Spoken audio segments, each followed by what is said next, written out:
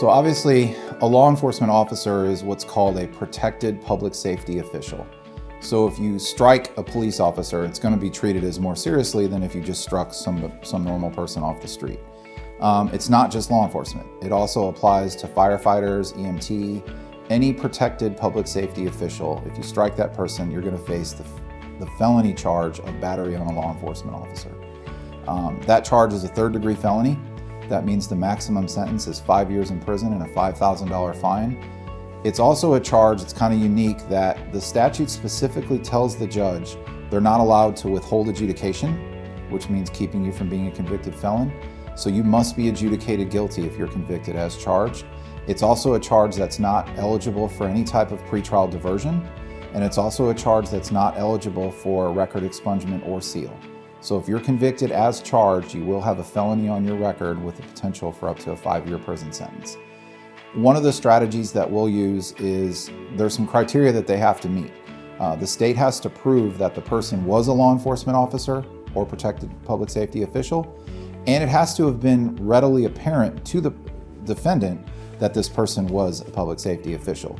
So it comes up in situations where maybe the officer was working an off-duty detail in plain clothes, or maybe in their own personal vehicle instead of a marked patrol vehicle. If we can make that argument that you didn't know that the person was acting in their duties as a public safety official, we might be able to argue for a reduced charge, maybe just down to simple misdemeanor battery where you wouldn't face a felony.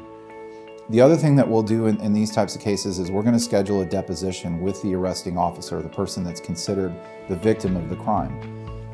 Before we have that deposition, I'm going to ask you to write a letter of apology to that officer. And at the appropriate time in the deposition, I'm going to present that letter to the officer, and I'm going to ask the officer if they would agree to either a reduced charge, a dismissal, or a pretrial diversion if they'll reduce the charge.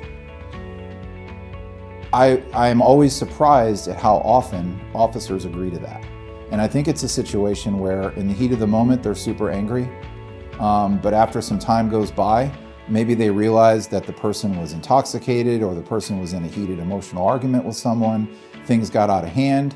I've had officers tell me time and time again, I don't want to ruin that person's life. So yes, I will agree to the reduced charge and to give us some sentencing flexibility.